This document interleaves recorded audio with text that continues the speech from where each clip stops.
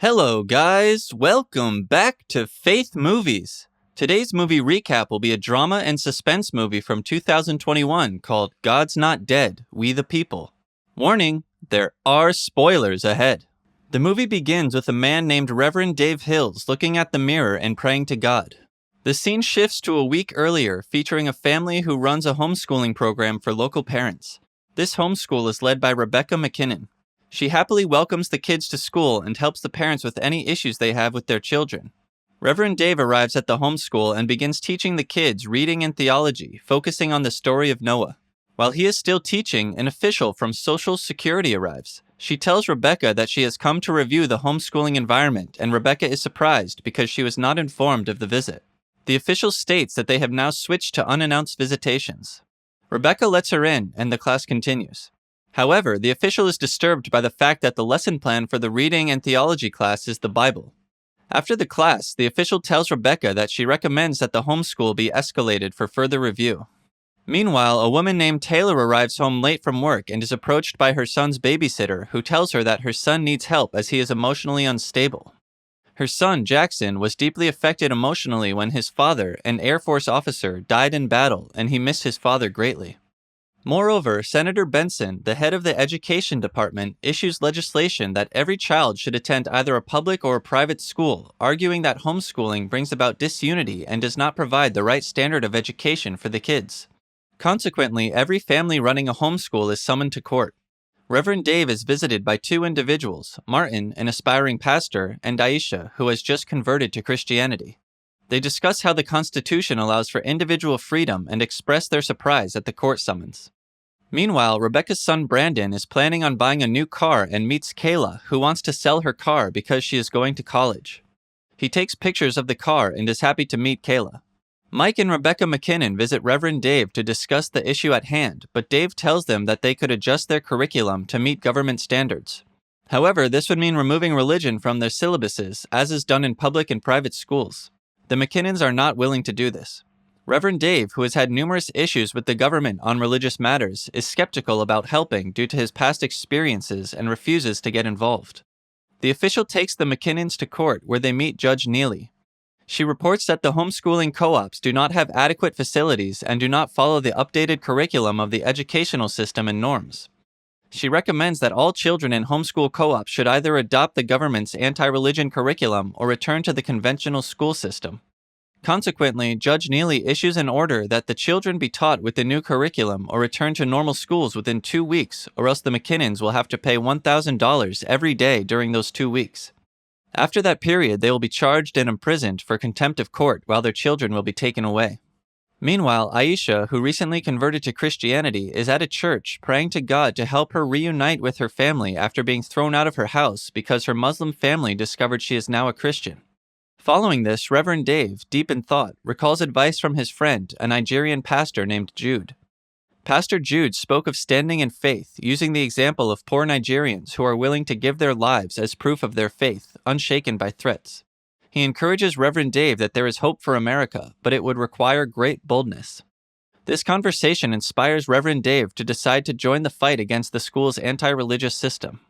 At a meeting for all parents whose children are in the homeschool co-op, some parents are scared of the government's threats and consider sending their children to conventional schools.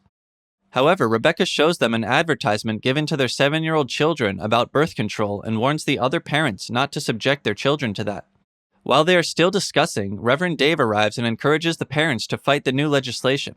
Some parents are wary of the fines they might have to pay, but Reverend Dave assures them that the church would cover any fines incurred. Even though they all know the church does not have enough money to pay for all the parents, Reverend Dave has faith that there will be no need for the fines. Rebecca, surprised at his sudden change of heart, asks why.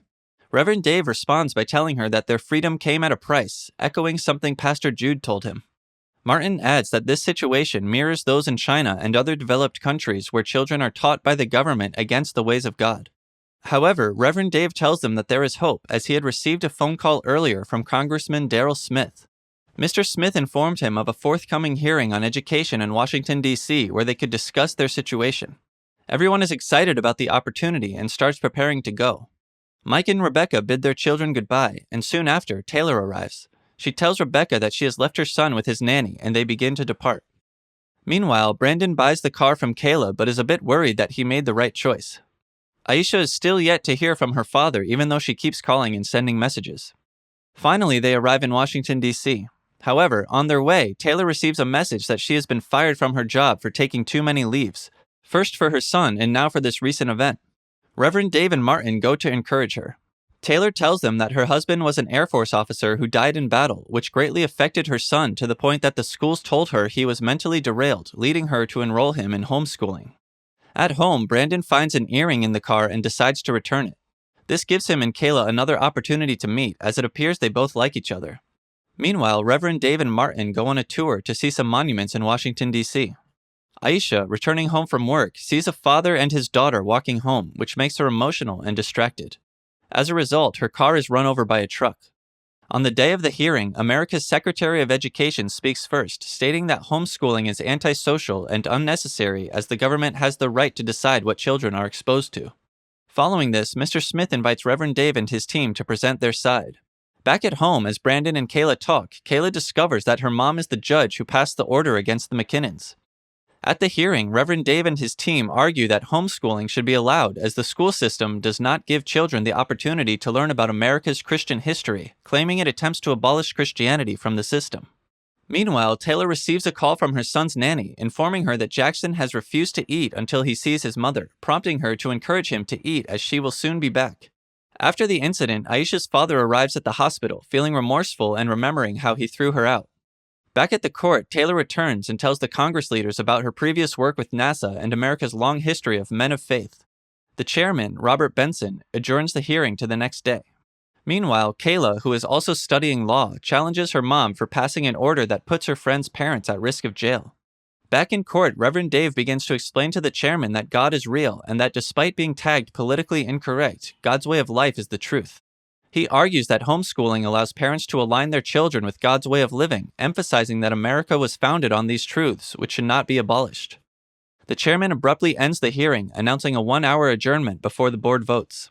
After the session, the chairman privately tells Reverend Dave that his words do not matter and that the decision has already been made. Meanwhile, Aisha's father goes to church to pray, tearfully talking to Jesus about his daughter's slim chances of survival. During his prayer, Taylor's son Jackson arrives at the church and hugs him. Minutes before the final vote, Mr. Smith takes Reverend Dave and his team to a monument symbolizing freedom where they meet other parents who have chosen homeschooling for various reasons. At the final hearing, they speak boldly about the freedom all Americans deserve, including the freedom of religion and the right to homeschool. The chairman tries multiple times to silence them, but they persist, arguing that what is called education is social engineering. This turns into a heated debate, with the audience eventually applauding Reverend Dave. He concludes by stating that America belongs to the people, not the government. In a dramatic turn of events, the committee rules in favor of the homeschool co-ops. After the court session, Judge Neely reconsiders her decision and tears up her order. Brandon goes to prom with Kayla, and Aisha wakes up, excited to see her father. The homeschool co-op continues as the decree is removed. This victory is significant for Reverend Dave and the entire homeschool community as it strengthens their faith in God. The movie ends with a sense of hope and determination. Thanks for watching. Don't forget to give a thumbs up and subscribe. Your support is appreciated. Remember, Jesus loves you. Have a blessed day and see you next time.